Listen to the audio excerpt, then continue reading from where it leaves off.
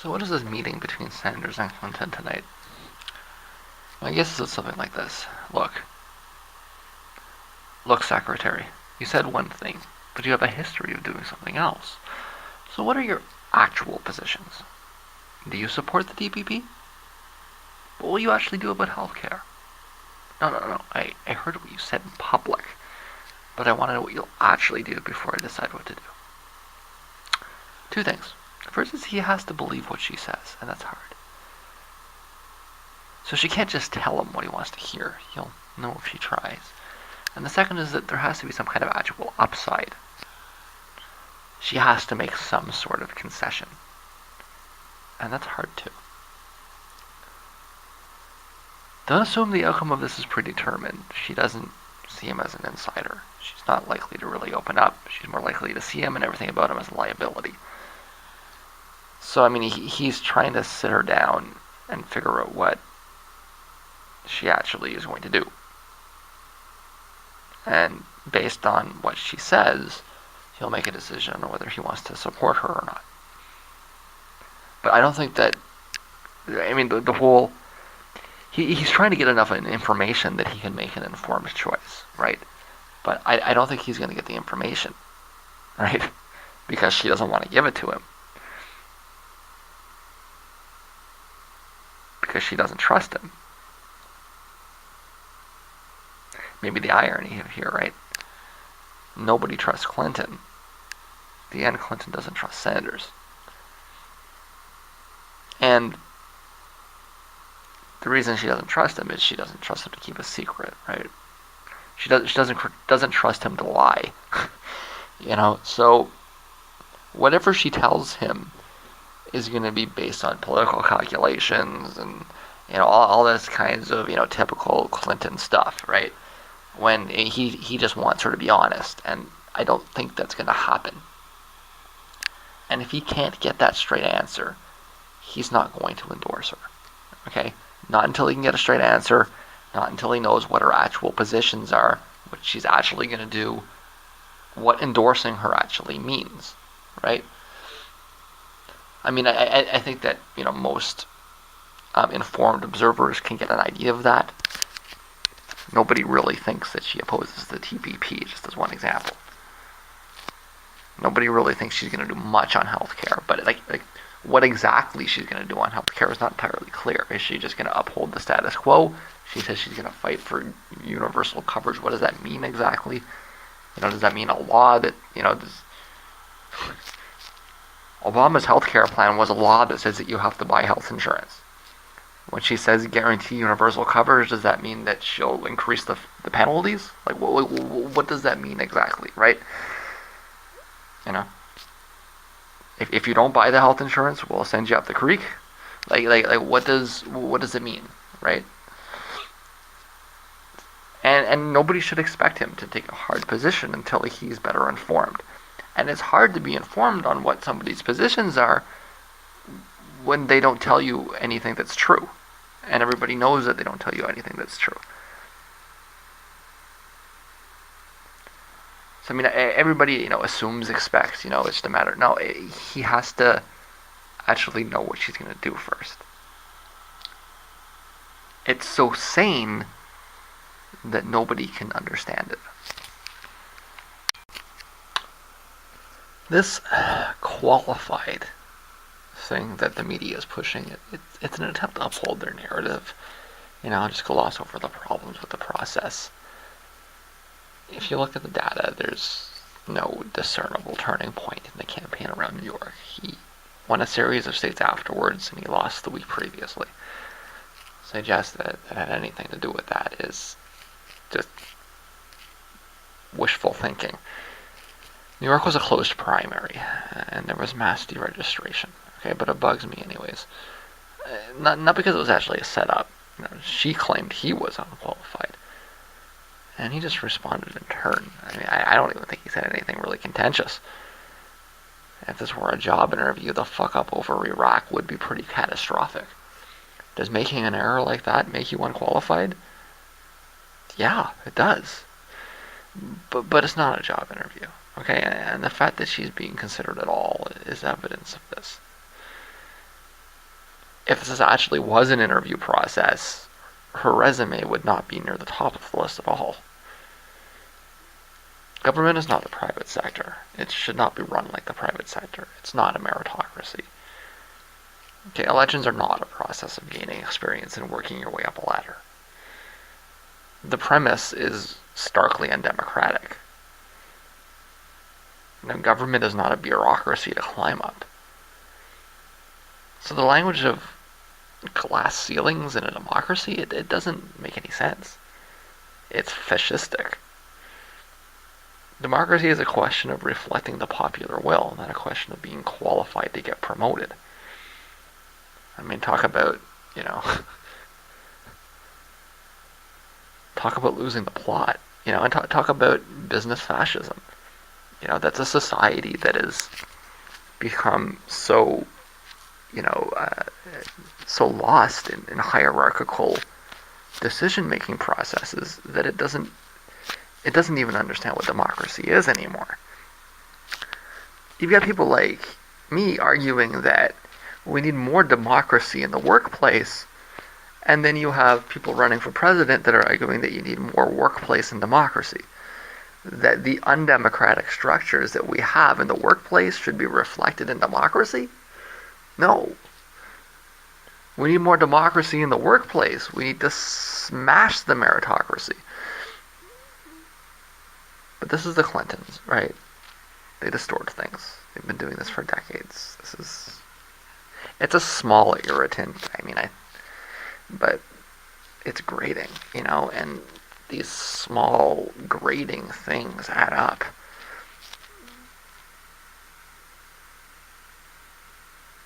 You run for president on the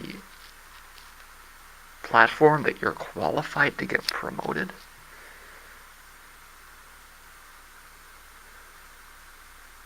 Why have an election at all? Okay, so I'm not going to pretend that I know what really happened in California yet. We'll figure it out in time. But let's stop with this narrative about, the AP called the race, so therefore people stayed home. People didn't stay home last time. They didn't stay home in 2008, or 2000, or 2004. And California didn't matter then, so what is the difference this time? California always votes last, and it never matters. So it's not a useful way to describe the decrease in voter turnout. Of course it's by design.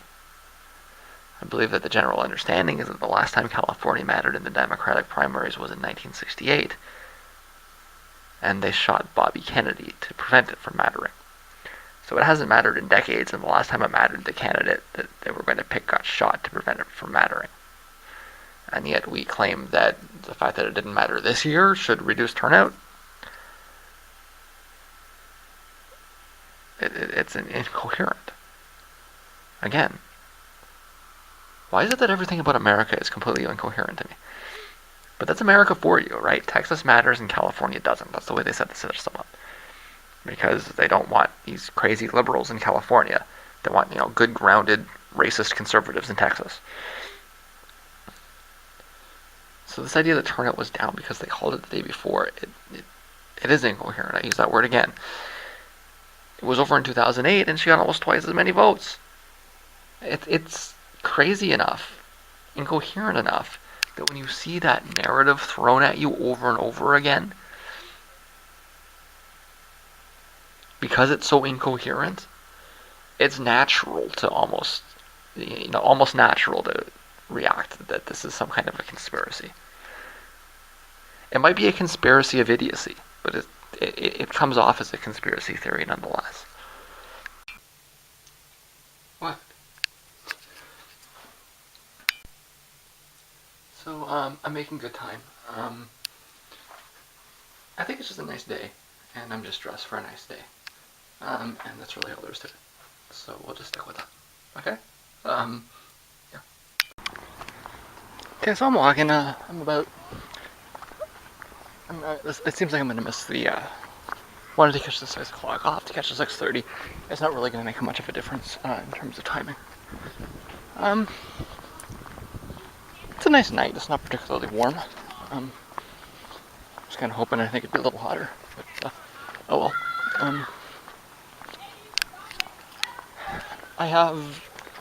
I'm hoping to make it back tonight, but I have brought supplies with me. Should I not? We'll see how that works out. I need to make the usual stops here, and should be over at 7. I am 8 miles high. I hope you can see that. 8 miles from Detroit. I'll be back in a sec. I forgot I got something in my hand here. So yeah, I'm in Ferndale. That was a hell of a ride. And both like on the tunnel bus, it was like full of young girls. I don't know, some kind of a pop concert or something is what I'm guessing. I don't really know any of the pop bands nowadays. But must have been. That's about my only guess as to how you can get a bus packed full of young girls going over all at the same time. Anyways, then the bus ride was got stuck in traffic and everything else. So it's a little after 8. I think I can probably get there for 8:30. It was doors at 8. I don't know what that means at this venue, because I've never been there before. I do know that this band has a bit of a reputation for playing long sets, so this isn't going to be like a lot of the bar shows that I go to. They're like, half-hour sets, 45-minute sets. I'm expecting something more like an hour and a half, maybe even 2 hours, which is why it's 8 o'clock is a relatively early door time, but I don't know. Does that mean that the band's on at 9 and they play till 11? Does it mean the band's on at 9:30 and they play until 11:30? Does it mean they're on until 10 and they play till midnight? I don't know. We'll find out when I get there. But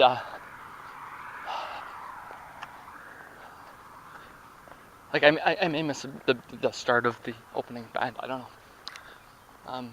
I can't see them coming home before 9. That's if the opening band starts right at 8, then it's like 9 o'clock's the earliest kind of thing. So I'm gonna guess that the opening band probably starts at 8:30 or 9, right? So like I say, I might miss the beginning of it. I didn't check out any samples. I don't have a clue what to expect for that. You got a shot there at 8 Mile Road. I'm going to 9 Mile Road, a block past it. The venue that I would normally go to up here is just before 9th Mile Road. This one is just after it. So I was hoping to get here kind of at doors, because I don't know what the ticket situation is, right? This is it's a Welsh band. They have a following, but I don't know how big of that following would be in Detroit. It's hard to say, right? So I hope I can get in. I'm gonna be a little irked if I can't get in. At least I'll get home, but yeah. So it's last time I walked through here it was dark, and in fact it was snowing. It was the Julia Holter show at the beginning of March. I don't think I've been up here since then. Yeah, no. So it was one of the first venues I went to, actually, and when I first came up this way I was like weirded out. But like now that I've explored Detroit a little more, this is like the safe part of Detroit, right? Like the super safe part. I still have not been in like a dangerous part, and I couldn't imagine why I would walk through a dangerous part of Detroit, but this is like super safe, right? So I'm gonna time to walk so I know. Last bus back's at 12:10, so I'm thinking it's about a half hour, so if it gets done at 11:30, I'll probably get back. But I really don't know, right? I guess I figure if they're on before 10, I should get back in time. If it's a little later than that, I'm probably staying the night. We'll find out. This is the intersection before the intersection, so still got some walking to do. But I'm not gonna miss the band anyways. Hope not. So the opening band was playing as I walked in. They just finished. This is the first time I've been in this bar. It's kind of like a blues bar, kind of, sort of. The way it's set up, lots of seating with a significant amount of floor space as well. I'm gonna guess it's barely 9, so this is gonna be relatively early, and I should get out of here on time. But yeah, this is it's a little smaller than I thought. Smaller crowd than I thought, but yeah, I should get out of here early, so that's good.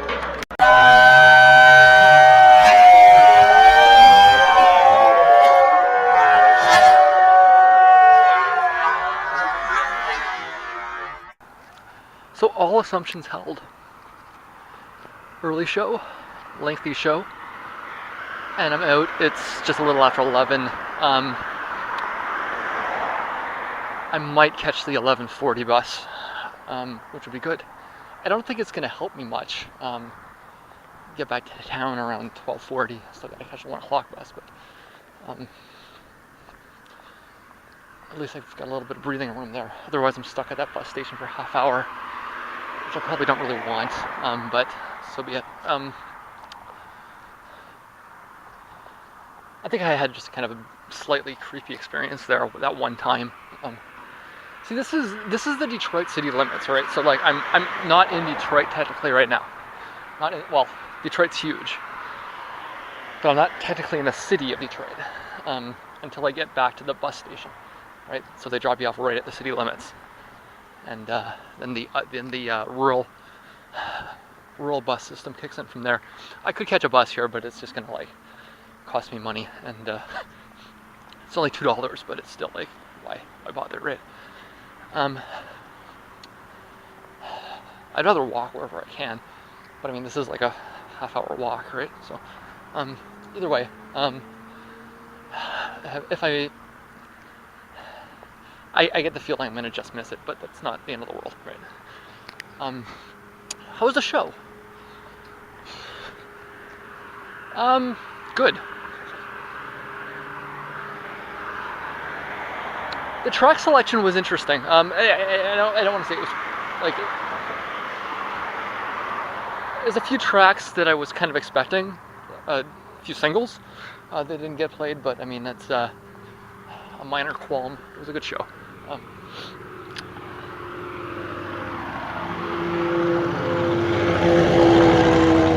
They're a band that I think made their name by playing festivals. Big, loud, open-air festivals, and what they do can certainly go over well in an open-air festival, but if you're someone like me that would actually rather see a band play in a small space, that was kind of a treat.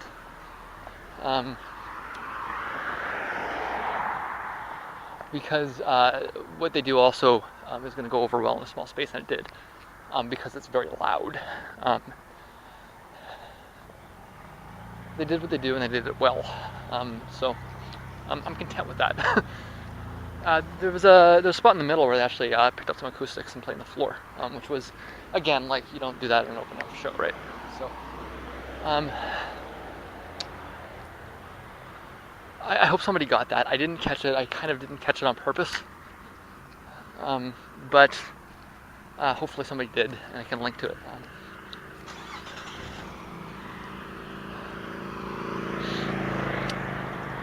It's also the kind of show that leaves you a little drained, just because it's that much sound in a small space. Like it can affect you on a physical level as much as it does anything else, right? So it's like a wall of sound blaring at you. So I'm a little drained, which is what you would expect. I'm entirely sober though. Anyways, I've got what 20 minutes left to walk, and I'm gonna walk it. But good show, good show. Just want to point out that I didn't recognize the song that I caught. That's the only song I didn't recognize. So I don't know if it was a new track or if it was just they mixed some stuff up, right? Some different instrumentation. The acoustic track they did wasn't an acoustic track, and some pianos, kind of mixing it up a little. So it was a little different than the record, which is fine. It's like I say, the big thing is seeing a band like that in a small space. I get the impression that at least in North America, because they're from Wales, at least in North America they don't do that very often. When they come over here, it's mostly big open air festivals, right? So,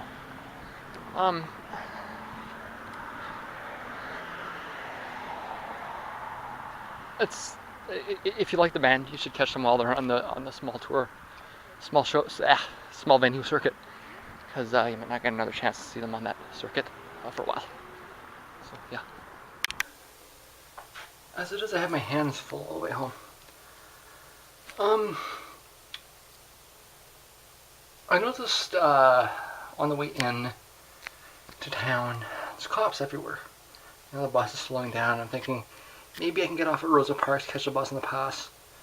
But it's just, and you know what, I might have been able to had the cops not slowed everything down. So I get off at Randolph, which is the street that runs through the tunnel. And there's cops everywhere. There's the lights are out and they're directing traffic, and I'm thinking, is there some kind of like terrorist attack or something? But I mean, in the back of my mind, I'm thinking maybe it has something to do with the fact that there's all these young girls on the bus on the way in, right? So I'm thinking, what was actually crossing my mind was maybe it was some kind of like a festival. Maybe it was Pride in Detroit that tonight, right? And I was thinking, well, see, I don't normally go to Pride events anyways. I don't need to stamp my forehead like that, right? Just this. I would have preferred to go to the Joy Formidable rather than go to the Pride festivities. That's just my prerogative, right? But I'm thinking, okay, it's about 25 after 12. I missed the bus. I'm gonna go down to the 7-Eleven. I'm gonna get myself like a bottle of water or Mountain Dew or something because I'm feeling a little dehydrated, right? Too much coffee really today, and the beer, diuretics. I'm just pulling out the water, right? So I need to replenish my liquids, right? So I do that, and I get to the store, and I'm thinking, well, I pick up a bottle of Mountain Dew. It's $1.89. I take it down to the cash. I'm thinking, well, I'm going to sit at the bus stop. I'm going to take my pills, so I'll get a piece of pizza. But it's $1 for a piece of pizza, $2 for the drink, right? So it's going to cost me about $3. There's a special for 2 pieces of pizza and a super big gulp for $3. So I think, well, I'm going to spend $3 anyways. I might as well do it the other way, right? So I go down to the fountain machine, and it turns out that they're out of super big gulps. That, believe it or not, is merely a big gulp. There was also a double big gulp, which, if I were to take it literally, would be twice as big. And I suppose a super big gulp is somewhere in between. I'm thinking to myself, I'm going to have a hard enough time drinking the big gulp, right? So I take that down to the cash, right? And I say, okay, I'll just get the big gulp instead, right? So I walk out of the 7-Eleven, that's $3. Cashier didn't have change, so it's $3 even. That's fine. I saved 20 cents on the big gulp rather than the super big gulp. It works out. It's actually quite fair, considering that's probably what it costs, anyways.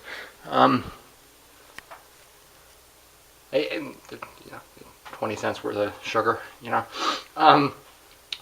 So I got my hands full, right? And I'm thinking, I want to take my camera out and take a look at what's going on here. But I've got pizza in one hand. I've got merely a big gulp. It's the puny one, of the three. And then the wonder about, they talk about pop leading to obesity. Well, yeah, if you're drinking that, maybe you might have some problems with obesity. Jesus Christ, Then again, I mean, I don't go to fast food restaurants either. I know I've seen an extra large at a McDonald's. Like it's just ridiculous, right? It's like I could probably fit two. Yeah, it would be like one and a half. Like I would just normally buy the, what is it, 350 milliliters, or is it 400? I think it's 491 milliliters. I have no idea what that is in backwards units, but you could fit at least one of those in there, right? Um, Considering that I basically got the pizza for free and extra drink for free. I mean, but it left me with my hands full, right? So I'm thinking, I'm gonna get down to the bus stop. I'll put the pizza down. I'll put the drink down, and then I'll take my camera out. Then we can have a little talk about this kerfuffle that's happening downtown Detroit. Still not being really clear on what it was, right? But when I get there, there's a bus waiting there. Is it waiting for me? I don't know. But I get on the bus, and I ask them, is this the 12 o'clock bus or the 1 o'clock bus? Neither. What? So I had a little talk here, and he says it's some kind of concert. He didn't really know what it was. But there's somebody on the bus that informs me that the kerfuffle in downtown Detroit that had the lights out, that had cops directing traffic, was a Beyonce concert at Shane Park. And then all of a sudden it makes sense. Legions of young girls coming across, cops shutting down the city. It's Beyonce. I couldn't identify Beyonce, right? I couldn't. If you were to play me a Beyonce song, a Rihanna song, and a Mariah Carey song, I would not be able to tell the difference between any of them. I'm sorry, I wouldn't. I might, well, maybe the Mariah Carey is a little too old. I could probably tell the difference between that one, right? But I mean, like, I don't know anything about Beyonce. I'm sorry. I'm a 35-year-old, white person from Canada. Then again, it seemed to be that there were lots of white people from Canada going over there, so I don't know. Maybe it's just my own blinders. Maybe I should acknowledge my privilege. I don't know. I think she's more privileged than I am, to be honest with you. But anyways, I didn't mean anything by that. I don't want to, digging. What does that mean? No. See, you can't. Anything you say, it's. I don't know anything about Beyonce. I just don't. Okay, I'm sorry. I apologize if that upsets you, but I know nothing of Beyonce. But let me ask you this. What did you know about the Joy Formidable? These accented Welsh people. In fact, that opened once for Paul McCartney. It's not too bad, is it? So it's not particularly obscure if you're opening for Paul McCartney, are you? Anyways, so then I get on the bus with my pizza and my drink, right? And I'm thinking, should I eat my pizza? How long am I going to get the bus for? But the bus just keeps going, right? I get to customs. I'm thinking, should I eat my pizza at customs? Nope, right through. And then I'm walking through Windsor. I got my drink and my pizza, and I'm wanting to take it out, but my hands are full. So we had to wait to have this talk until I got home, unfortunately. But I'm glad we've had this talk, and I'm going to go eat my pizza, which is probably now actually quite cold, unfortunately. The media is continuing to flip out about Sanders. I mean, they're putting pressure on him, right? But I'm not really. It's not really the media that I want to get information across to. It's Americans, Democrats, really, right? It's just a question of explaining it and having people understand. If you're a Canadian, a Brit, a German, even, you can understand what's happening, and it's not strange to us because we have multi-party spectrums. The only reason why this is weird at all is because of the peculiar nature of the United States as a two-party system. In any other country, Sanders would not have run for the center-left party in the first place. So this whole process of getting, the Clinton and Sanders to get along, that would have never existed anywhere else because they wouldn't have been in the same party. In Canada, he would have run for the NDP and not the Liberals. In Germany, he would have run for the Left Party and not the SDP, and etc. So what we would be having after the election, because Sanders would run against Clinton in the election. And then after the election, we'd be having a discussion about a coalition rather than a discussion about a blind endorsement.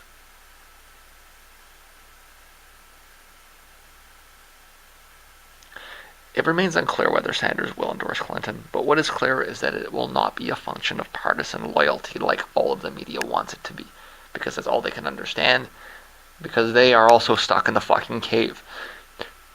It will instead be a function of coalition building, like it is everywhere else in the world. Okay, and people will howl and scream and tell him to move to Sweden if he doesn't like America, and call him anti-American and all these other stupid things, right? But it's only necessary in the first place because your system is so fucked up. I have to applaud him for his pragmatism, really.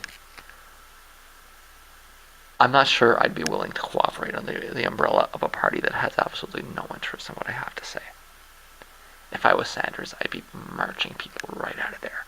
I'd be going out of my way to break this fucking party in half.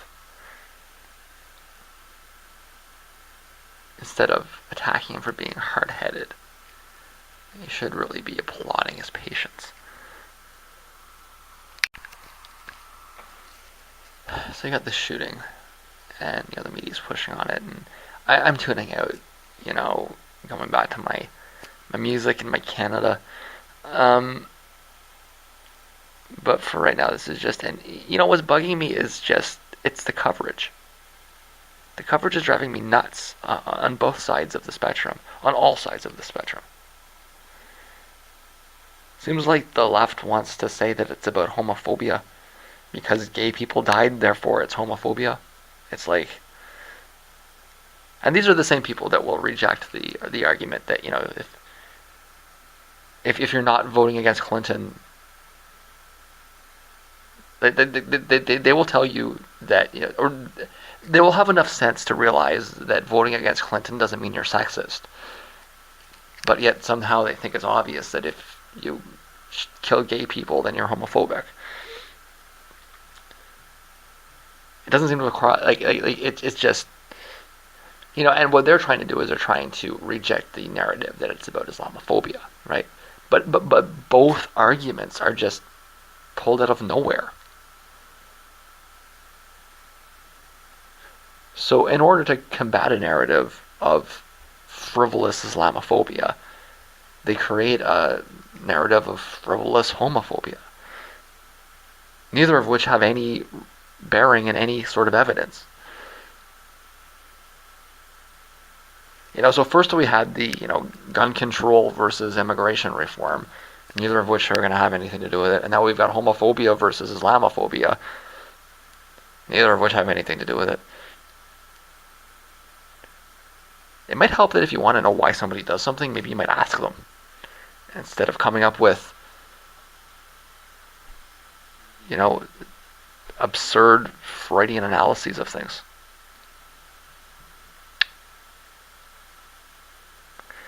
This is the closest to a motive that I've seen at this time.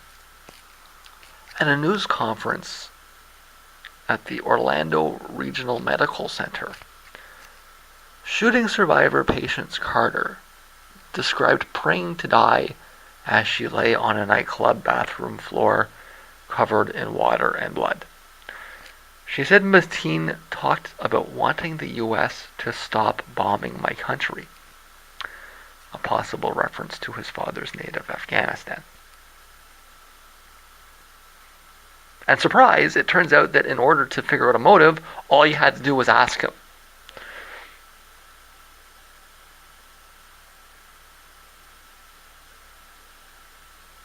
Instead of making up stuff about, as though America is a free country, right? The premise is ridiculous. Take away. You think you have freedoms to take away?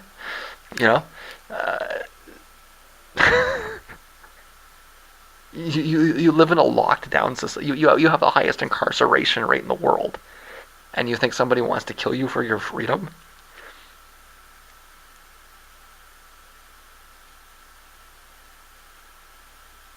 You make that up out of nothing.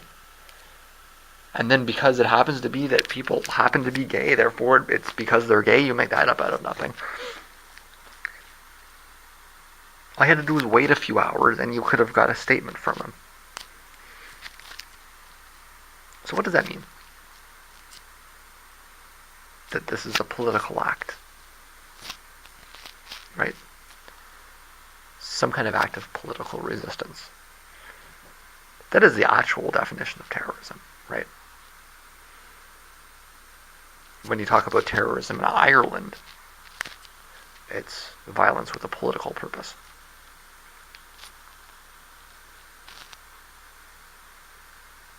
And surprise, the political purpose isn't about you, you egotistical piece of shit. It's not about you and what is relevant to your life. It's America, right? Everything's about America. Actually, it's about something that America is doing that affects somebody else.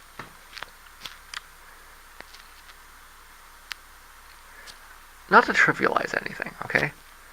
But let's be real. The US has bombed Afghanistan and killed a lot of people as collateral.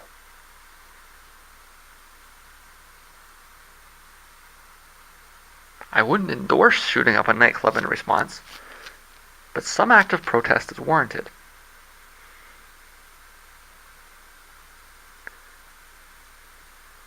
I see no evidence before me that the sexual orientation of the victims was in any way relevant to the victim's choice of targets, perhaps other than something interpersonal. So, he wants to make a political statement about Afghanistan. He goes somewhere that he knows. And maybe somebody, snubbed him when he was there, said something mean to him or something, or he just never felt like he belonged.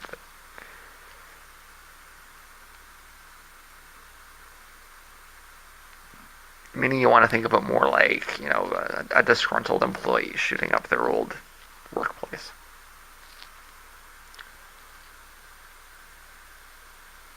See, here's the thing, right?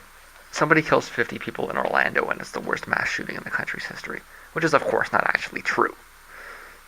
The first counterexample that comes to mind is Wounded Knee, where they killed several hundreds of people, threw them in a pit. But a hallway documenting worse massacres, many in the Civil or Revolutionary Wars, could fill a long trail of tears.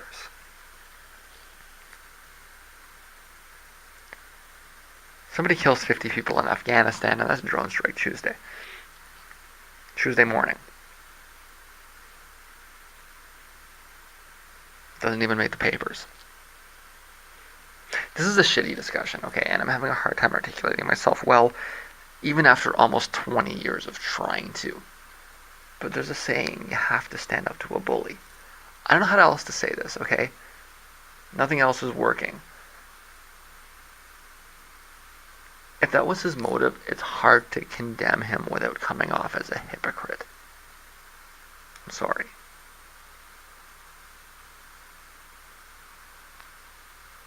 It's another ternary logic problem, though, right?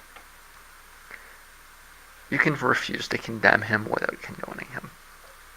Point is that America is long overdue for a response for all of the mass murder that it's responsible for. It's not the same thing as supporting the action.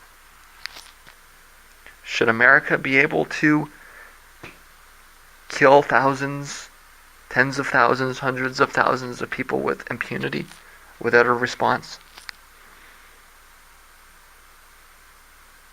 Does that strike you as reasonable to suggest that America could go bomb whoever it wants and there's no consequences for it?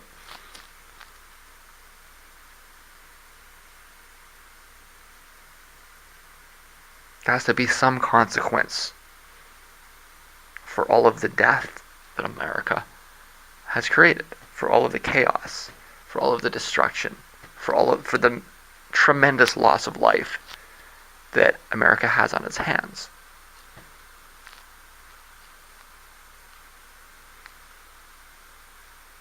Some response is justified. And recognizing that is not the same thing as supporting, attacking some kids that are out having fun. But at the same time, who is it that's getting blown up in Afghanistan? Kids having fun. You see yourself in the mirror and you condemn it. You don't like it. But you're stuck in the fucking cave. You can't see what it is. You condemn the action without realizing that it's a reflection of yourself. And you won't condemn yourself. You'll condemn the projection of yourself, but not yourself. My biggest criticism of this is that it's not going to work.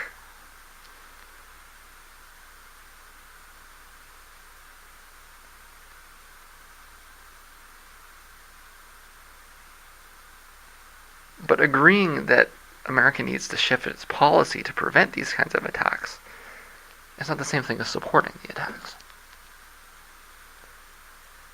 I know people want to think of, you're with us or against us. Binary thinking, your head's going to explode, right?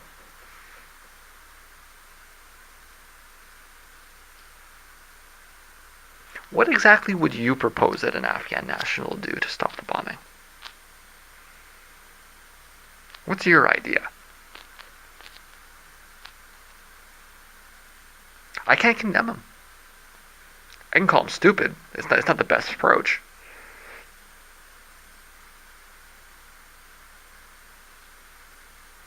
Okay, but understanding that this is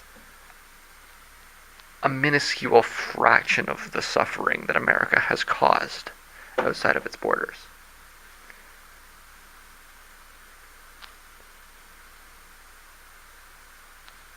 And that it can't act with impunity.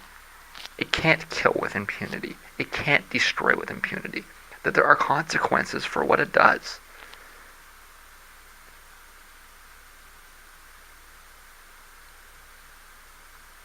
And that it must change.